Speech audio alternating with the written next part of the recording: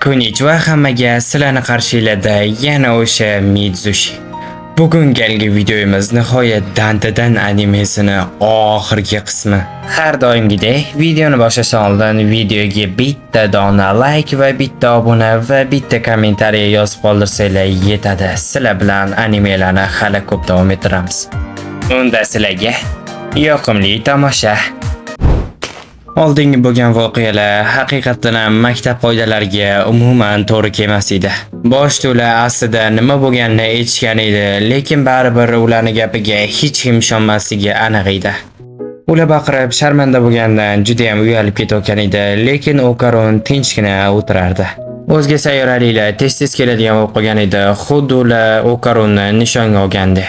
Okarunni birdan miyasiga nimadirlar kelib ketdi va hammasini ularga aytib berdi. Lekin Okarunni unchalik darajada ahmoq deb o'ylamanglar, shunchaki unga yarim avlod yetishmaydi. Birdan Ayrin dugonalar kelib qolganda, Ayri hammasiga Ayase aybdor deb uni aybladi. Va Ayase endi basharasi bo'lsa, menga vashshe gitara deb turibdi. Ayri ketgandan keyin Ayase Okarundan nima bo'lganini to'lig'ini tushuntirishini so'radi. Keyin Okarun aytib berayotganda o'zini shunchalik darajada farishtadek ko'rsatdiki, hatto umuman ayb unda yo'qdi.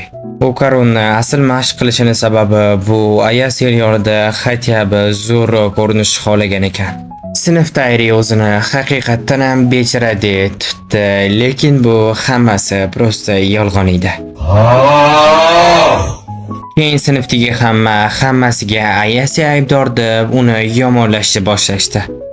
Lekin bu gaplarni eshitib Ayriga qattandir vijdon kelib qolib, yolg'on mish-mish tarqatmanglar, hammasiga men aybdorman deb chiqib ketdi. Lekin endi tashqariga chiqqandan keyin afsuslandi, chunki maktabdagi shuncha mashhurligi birdaniga kuyib ketdi. Uni yoniga Ayase kelib qoldi va ular birga ozgina gaplashgan edi, o'zga sayyoralik tirikligini ko'rib qolishdi.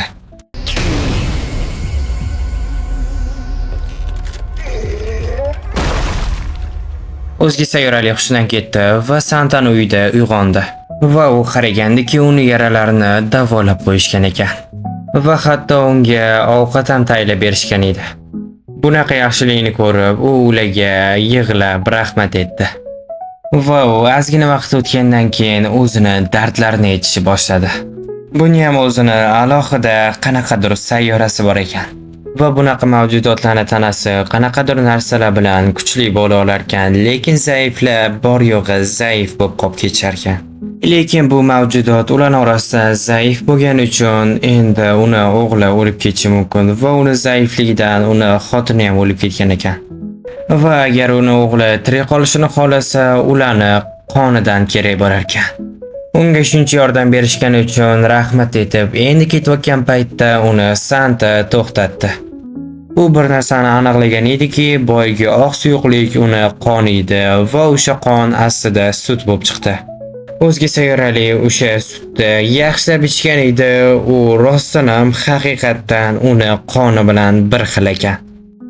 Va shu sababdan endi o'zga sayyoraliga bitta sigir berishdi va bechara sigir endi o'sha yerga boradigan bo'ldi.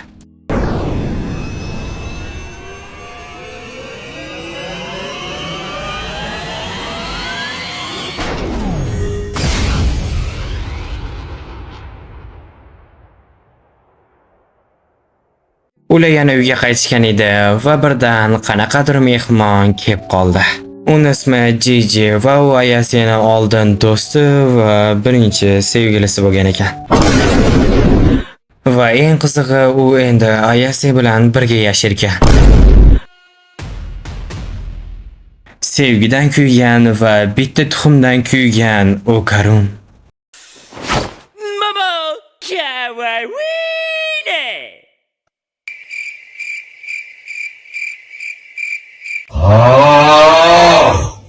Endi kech bo'lgani uchun Okarun ham sekin uyga ketish kerak edi, lekin bu bo'lgan ishdan u ozgina xafa edi. Yo'q, hazillashdim, anchagina xafa edi.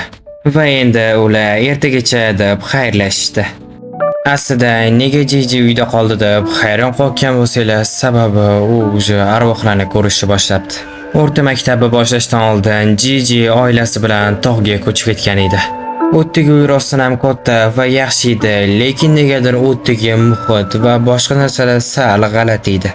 Va Jiji qanaqadir qo'rqinchli maxluq ko'rgan edi, ya'ni o'sha arvoh. Ammo uydagilarga aytganda, uydagilari umuman bu narsaga ishonishmagan edi. Va yomoni, u uyda u har kuni o'sha maxluqqa kechasi ko'rardi. Uni oilasi ham bu narsadan aziyat chekishi boshlagan edi. U 5 ta qanaqadir olimlardan o'sha arvohni uydan haydab chiqarishligini so'ragan edi. Lekin u 5 tasidan 3 tasi o'zini joniga qasd qilgan. Va Jijini oxirgi umidi Ayaseni buvisidan. Aslida meni fikrimcha, umidda o'zgarish kerak. Ertasi kuni Jiji Ayaseni sinfiga kelib o'qishni birinchi kunni boshladi. Hozir Okaronning miyasi nima bo'lganiga juda ham qiziqardi. Va Okaronda bitta fikr bor edi. Jiji Ayase bilan Polni birga bo'lishi mumkin va endi Okaronni esdan chiqarib qo'yishi mumkin. Yoki undan ham keyinroq.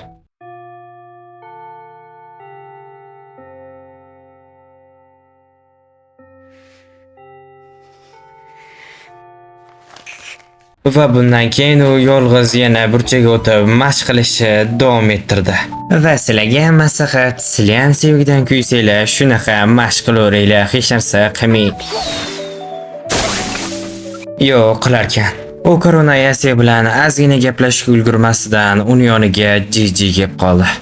Okaron ularni birga ko'rgandan keyin sekingina yondan ketish kerakligini tushungan edi. Keyin uni oldidan qanaqadir yugurib ketayotgan yarimchala maket chiqib qoldi.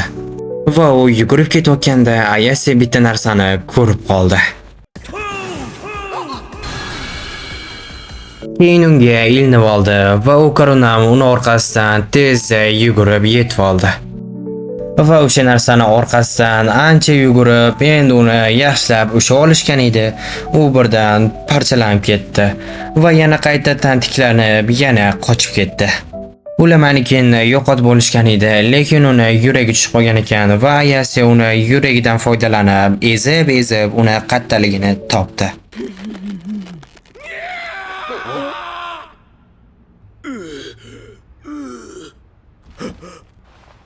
Va aniq bo'lishicha, u shuncha yugurganning sababi u sevgilisini yoniga bormoqchi bo'lgan ekan.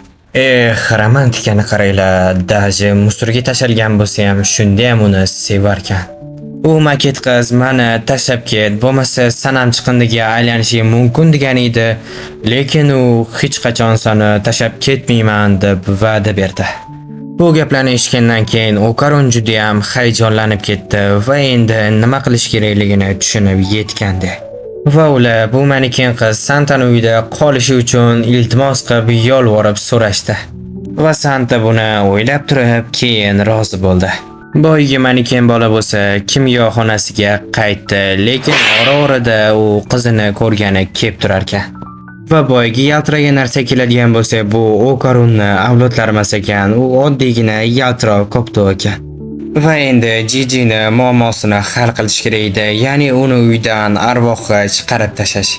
Okaron Jiji bilan Ayaseni o'tga yolg'iz ketishligini xohlamagan uchun ular bilan birga ketishga qarshilik qilmadi.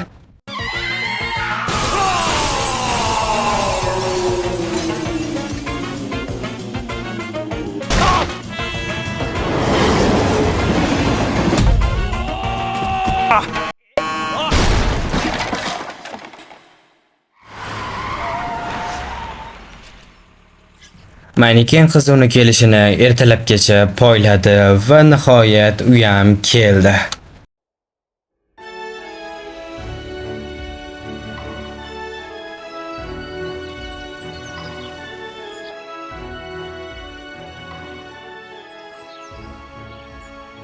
Xullas, shunaqada.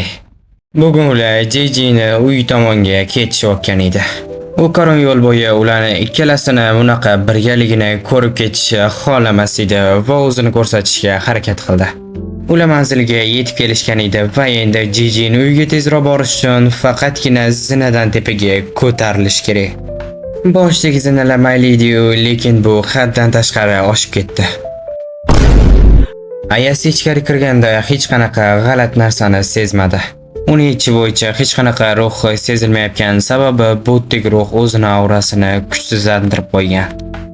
Ayas zerikani uchun bu yerdagi issiq uloqqa ketishini aytdi va Okaru bilan Jijini yolg'iz qoldirib ketdi. Ozgina vaqt o'tgandan keyin Okarun bitta g'alati narsani sezib qoldi. Tashqaridan qaraganda uyda qo'shimcha xona borga o'xshab ko'rinardi, lekin ichkari kirilganda u devor bilan qoplangan edi. Keyin Jiji buni buzib tekshirib ko'rish kerakligini aytgan edi va ozgina yorug' ochgandan keyin botda g'alati narsa borligini sezdi. Mana Dandada animesining ham birinchi fasli o'z nihoyasiga yetib keldi. Ikkinchi fasli qachon chiqadi desanglar, unga hali bor. Hozircha ikkinchi fasli yo'q. Xullas, videoga like bosib, kanalga obuna bo'lib qo'yishingizdan chiqmasin va kommentariyada o'zingizlar fikringizni yozib qoldiringlar.